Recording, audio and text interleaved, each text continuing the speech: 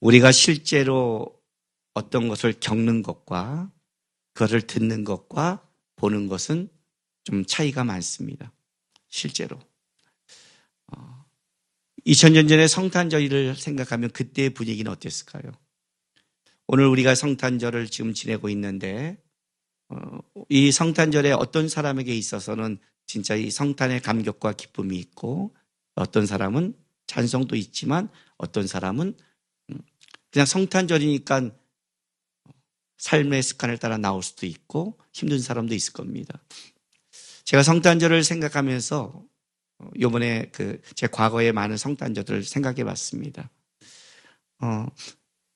중3 때 전의 성탄절과 중3 때 이후의 성탄절. 왜냐하면 중3 전까지는 저는 예수를 안 믿었으니까 그냥 성탄절이 공휴일이고 빌미로 노는 날.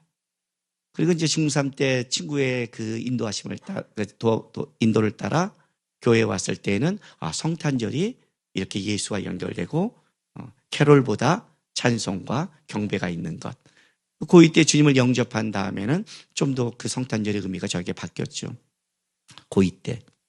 고3 때 성탄절이 잘 기억이 안 나요.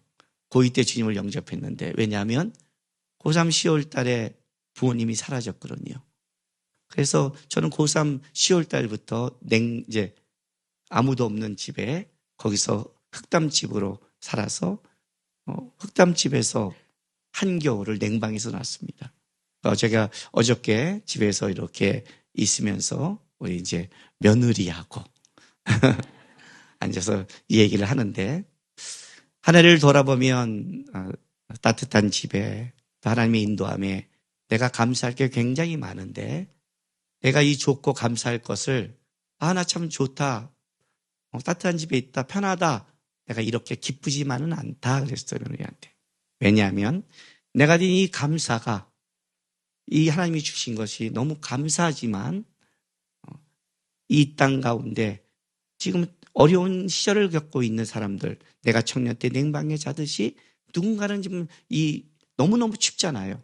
이번에 너무너무 추울 때 누군가가 내가 덜덜 떠듯이 그런 사람이 있다는 걸 내가 알고 있는데 어떻게 나를 향한 편함으로 내가 감사와 기쁨만 이런 날 부담감이 있다 이런 말을 했어요.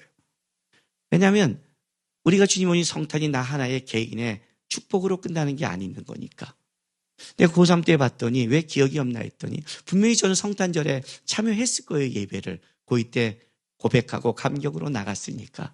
그러나 고3의 나의 그때는 냉방이었고 교회를 올 때 고등학교를 졸업하고는 어떤 데는 차비가 없어 2시간을 걸어왔거든요. 교회를.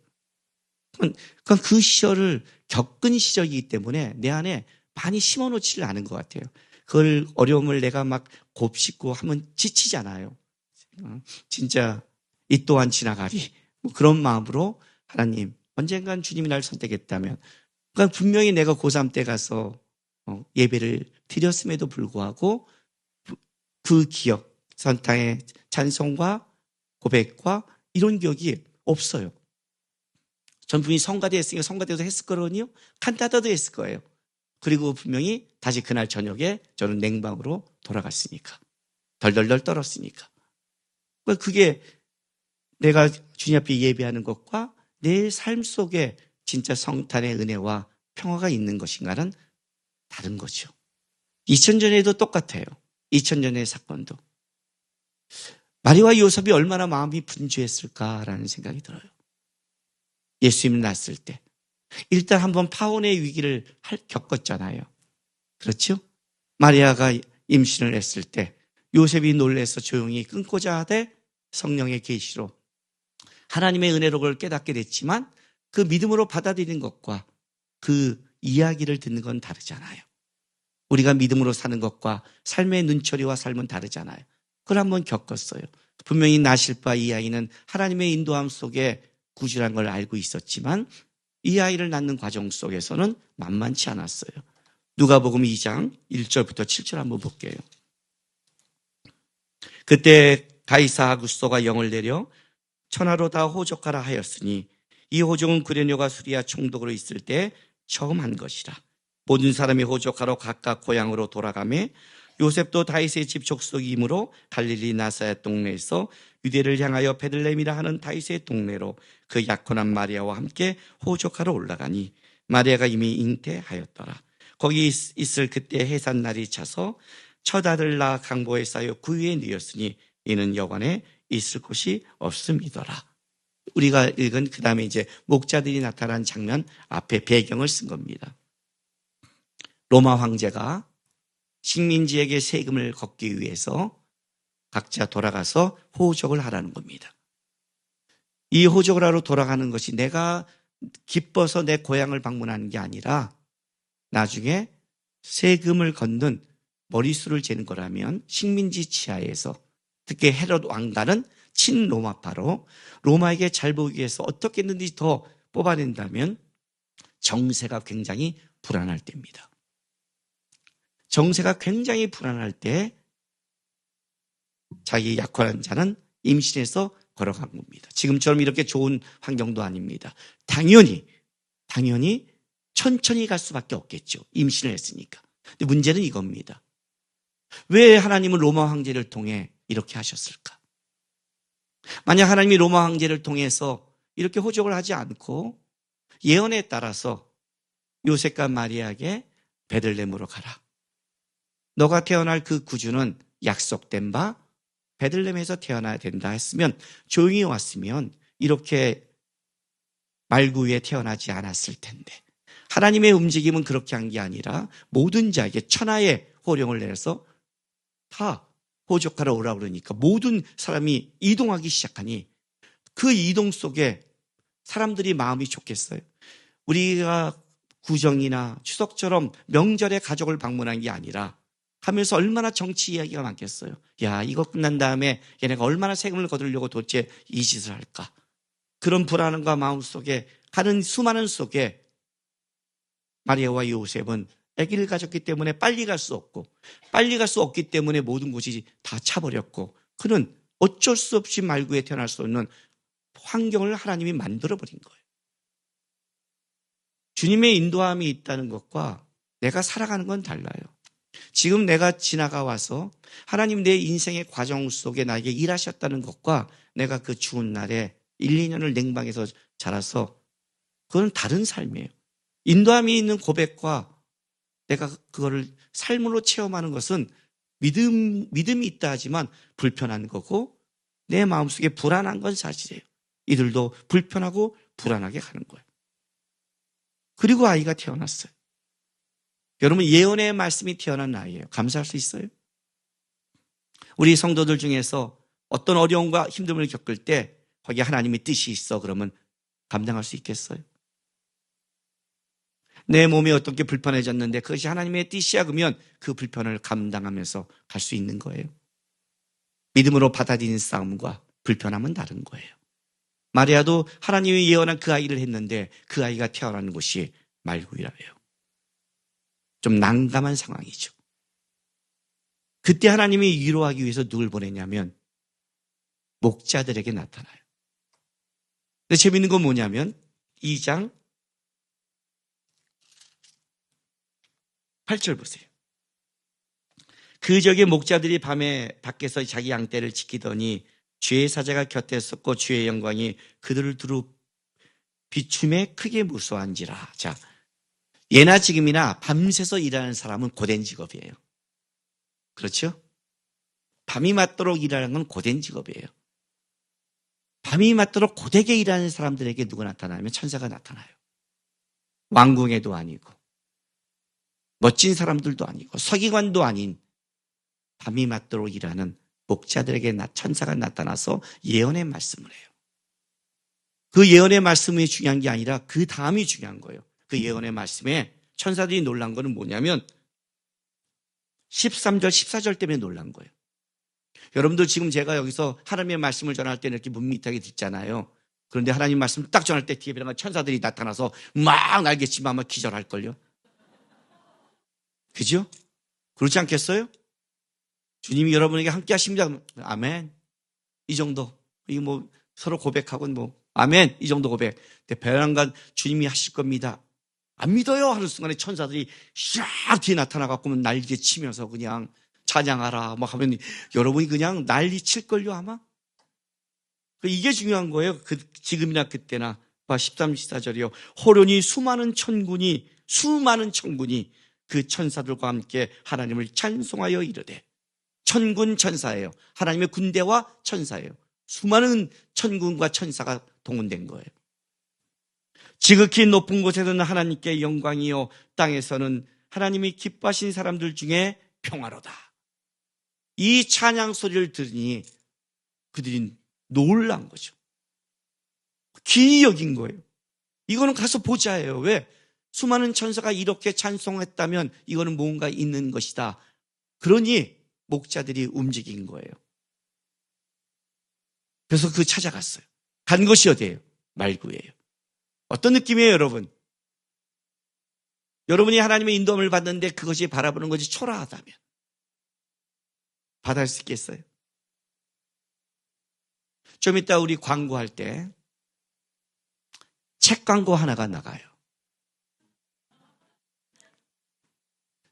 이번 주에 화요일이 될지 수요일이 될지 목요일이 될지 금요일이 될지 모르겠지만 소명책이 출간됩니다. 예. 그 소명, 제가 책을 쓸 때 소명에 대해서 왜 썼냐면 많은 사람들이 소명 그러면 하나님의 일, 업적, 어떤 내가 해야 될 것 이렇게 말을 생각해요.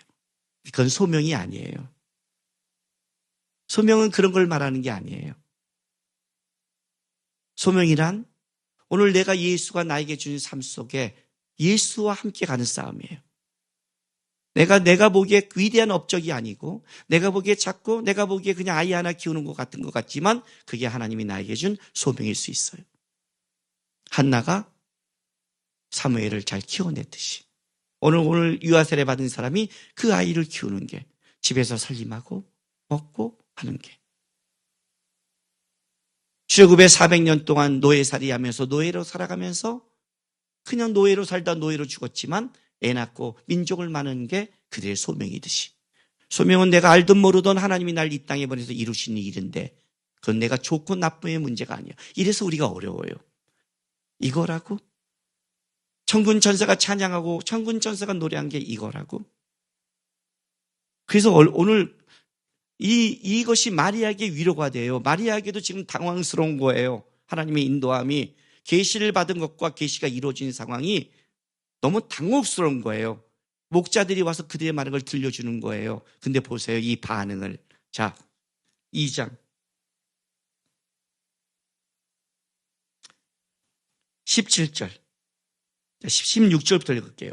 빨리 가서 마리아와 요셉과 그 위에 누인 아기를 찾아서 보고 천사가 자기들에게 이 아기에 대하여 말한 것을 전하니 듣는 자가 다 목자들이 그들에게 말한 것을 놀랍게 여기되 마리아는 이 모든 말을 마음에 새기어 생각하니라. 목자들은 자기들에게 이런 바와 같이 듣고 본 그 모든 것을 인하여 하나님께 영광을 돌리고 찬송하며 돌아가리라. 이게 말이 돼요? 이건 말이 안 되는 거예요. 여러분, 진짜 왕이 탄생했고 진짜 왕이 있다면 그 왕을 찬송했다면 이렇게 말하고 돌아가요? 진짜 왕궁에 초대받아서 진짜 그 왕을 경배하게 했다면 그들이 말하고 돌아갈 것 같아요? 여러분이랑 돌아가요? 그 옆에 있죠. 말을 전하고 돌아가는 기이한 말을 듣고 천군의 말을 했지만 목자들은 자기 삶으로 돌아갈 게 불과해요. 더 중요한 건 이거예요. 사람들이 이 말을 듣고요 기이 여겼어요. 마리아도 마음에 새겼어요. 여러분 잘 봐요. 왕이 태어났어요. 왕궁에 태어났어요. 화려한 보호자에 태어났어요. 뭘 마음에 새겨요. 그냥 왕자죠. 그렇지 않아요? 뭘 기이 여겨요. 당연한 거죠. 기이 여겼다는 거는 그들이 보는 현실과 천사가 말하는 거에 차이가 있다는 뜻이에요.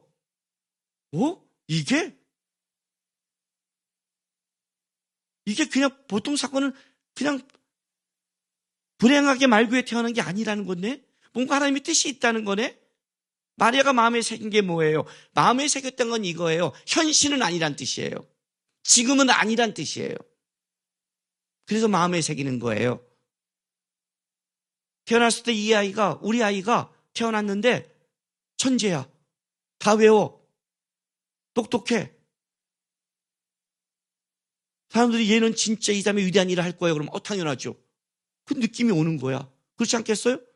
천재고 똑똑하고 IQ 세트 200이다가 그러면 당연히 얘는 뭔가 하겠지. 이건 당연한 거죠. 그런데 내가 아이가 됐는데 내가 보기에 답답해. 어느 래 얘가 잘할까? 그런데 이렇게 말하는 거야. 누가? 이 아이가 하나님의 슬아입니다. 그러면 어떻게 돼요? 마음에 새기는 거예요. 마음에 새긴다는 건 뭐냐면 현실이 아니니까 마음속에 붙잡고 있는 거예요. 예수가 이 땅에 오셨는데 현실은 예수가 오신 게 아닌 것 같은 거예요. 우리가 성탄의 예배를 드리는데 어떤 사람의 현실은 진짜 주님이 있다면 내 삶이 이럴까 하는 그런 거예요. 근데 여러분에게 나누고 싶은 거는 이 말이에요. 이번에 성탄절의 말씀을 묵상하는데 제 안에 하나님이 팍 꽂아준 게 있어요. 팍 꽂아준 거. 그 말씀 14절. 다 같이 시작. 지극히 높은 곳에서는 하나님께 영광이요 땅에서는 하나님이 기뻐하신 사람들 중에 평화로다. 이 말씀을 하나님이 딱 꽂아줬어요. 올 한 해 가장 행복한 사람이 누굴까? 제가 생각해 봤어요. 여러분 올 한 해 나는 행복하다 여기는 사람이 있으세요? 제가 보니까 올 한 해 가장 행복한 사람 중에 하나가 우리 아들이더라고요. 1월 달에 신대원을 들어갔어요. 사랑하는 사람과 결혼을 했어요. 사역을 나갔어요. 사람과 결혼하면서 하나님 거철주사하고 행복주택을 2군데를 넣었는데 2군 다 됐어요. 그래갖고 그중에 자기가 골라서 갔어요. 어때? 빌트인이 다 돼 있는데 행복주택에 냉장고, 에어컨 2대, 세탁기가 다 돼 있는 곳에 딱 됐어요. 걔가 보통 움직이지 않는데 베란간 그걸 보더니 이 행복주택을 들어가겠다고 얘가 미쳐 날뛰서 하더니 얘가 미쳐 날뛰는 하나님의 역사를 꼭 하거든요. 저거 되는 거 아니야? 그러니까 돼버리는 거예요. 얘는 지금 이 어깨가 올라가서 누구의 권면도 듣지 않아요. 왜? 하나님이 나를 축복하고 있기 때문에. 아빠가 나를 아무리 그런 얘기해도 하나님은 내 편이야. 오, 이게 있어요. 아주 그냥 자존감이 하늘을 찔러요. 너가 행복하냐 그러면 얘가 행복해요. 지금도요. 너무너무 행복해요. 어저께 밤에도 사역하는 교회에 있는데 전화가 왔어요. 자기 아내한테 라면을 먹어도 돼. 야식을 다 하는데 먹어도 돼. 라면 먹으면 얼굴이 막 나거든요. 그랬더니 우리 며느리가 아주 지혜로웠어요. 엄마 아빠 때 사랑한 말 3번 해. 그랬더니 평소에도 안 하는 놈이 라면을 처먹기 위해 아빠 엄마 사랑해 사랑해 사랑해를 그냥 막 외치더니 끊어버리고 행복에 젖어서 라면을 처먹었어. 가족 파티에 딱 올렸어요. 진짜 행복하네. 진짜 행복하네. 그런데 올 한해 가장 영광스러운 사람이 누굴까? 진짜 가장 그보다 더 행복하고 영광스러운 사람이 누굴까 할 때 제가 딱 한 사람이 떠오르는 거예요. 그게 누군지 아세요?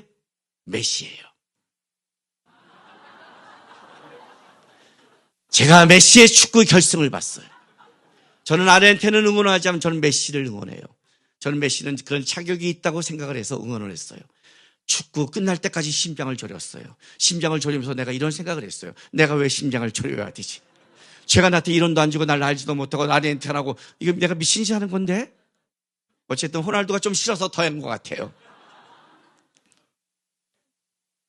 다 이겼는데 기분이 너무 좋은 거예요. 어쨌든 좋아요. 이번엔 월드컵이 그렇다면서요. 메시와 프랑스라면서요. 많은 사람은 아르헨티나 메시에 응원을 했다면서요. 네, 메시는 당대 축구의 최고가 됐어요. 많은 신문사에서 얘기할 때 축구의 최고가 누구냐 할 때 한두 군만 빼놓고 다 메시를 잡고 2번째를 펠레를 찍고 3번째를 마라도나를 찍었어요. 그는 축구계의 전설이 됐어요. 영광이 됐죠. 그죠? 나라에는 그 아르헨티나 나라에는 진짜 지금 대통령이 나와도 될 거예요. 그는 아르헨티나의 전설이고 축구계의 전설이 됐어요. 영광이 됐죠. 그의 업적과 모든 걸 다 했으니까. 자, 메시가 지금 이 연말을 가장 행복하게 보낸 사람 중에 하나일 거예요. 그렇죠?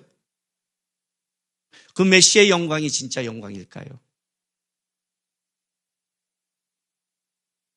진짜 영광일까요? 이 땅에서 잘 되면 그거 진짜 행복일까요? 이 땅에서 평안하면 여러분이 그것이 진정한 평안일까요? 이 땅에서 지금 평안하지 않으면 난 평안이 없는 걸까요? 우리의 영광과 평안은 이 땅에 있는 걸까요? 아니요. 하나님이 나에게 꽂아준 말씀은 그게 아니었어요. 예수를 이 땅에 주시면서 하늘이 외친 첫 번째 말씀은 14절이에요. 지극히 높은 곳에서는 하나님께 영광이요 땅에서는 기뻐하신 사람 중에 평화로다. 영광은 예수를 보내면서 이렇게 말하는 거예요. 하나님께 영광은 이 땅에 없다예요. 이 땅의 영광은 다 바벨탑이다. 우리의 이름을 내자. 우리 거를 드러내자. 바벨탑의 목적은 사람의 것을 드러내는 거예요. 만약 그것이 올 한 해 여러분이 내가 하나님이 준 축복이라고 영광이라고 생각한다면 여러분 착각하지 마세요. 세상 사람과 차이가 없는 그거는 하나님께 영광이 아니에요. 땅에서는 평화가 아니에요. 기뻐하신 사람, 입은 사람들 중에 평화예요. 예수를 아는 자의 평화라고요. 예수를 모르면 땅에 평화가 없다는 거예요. 주님이 이렇게, 하나님이 이렇게 말하는 거예요. 나에게 영광은 예수밖에 없어. 나에게 이 땅의 평화도 예수를 통해서만 가능해. 기뻐하심을 입은 자, 예수를 아는 자만이 진짜 평화를 알게 될 거예요. 다른 말로 할까요? 예수와 연결되지 않는 것은 진정한 영광이 아니에요. 예수와 연결되지 않는 것은 진정한 평화를 이룰 수 없어요. 그걸 주신 거예요, 이 땅에. 이 땅에. 저는 내가 고3 때 성탄절의 기억이 나지를 않아요. 근데 그 성탄절이 저에게 불행했다는 생각도 안 들었어요. 제가 왜 성탄절을 이렇게 좋아하나 했더니 나는 청년 때 너무너무 어려운 시절을 살았는데 한 해를 마무리할 때 돌아보면 열매가 내년에 소망이 안 보이는 거예요. 내년에도 소망이 안 보이고 올해는 뭔가 열매가 없는 거예요.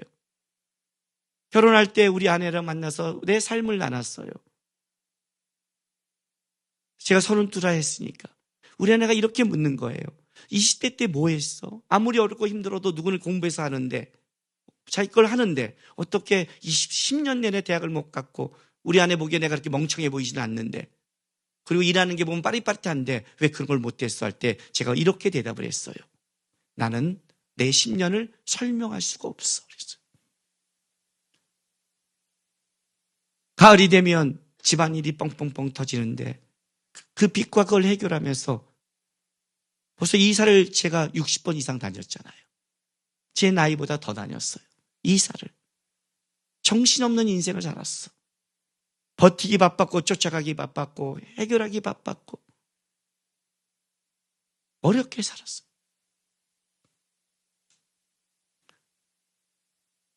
왼손에 연골이 나가서 했더니 수술을 해야 된대요. 의사가 물어요. 뭐 하시네요? 목사라니까 혹시 교회에서 혼자 이걸 다 하는 목사니에요. 왜냐하면 이건 너무 많이 쓴 거래요. 노가다처럼. 운동하다 다친 것도 아니라 이거는 알죠? 일이라는 사람이 있어서 다른 연골이래요. 내가 보니까 청년 때 수많은 노가다와 수많은 일을 했거든요. 저는 그렇게 살았어요.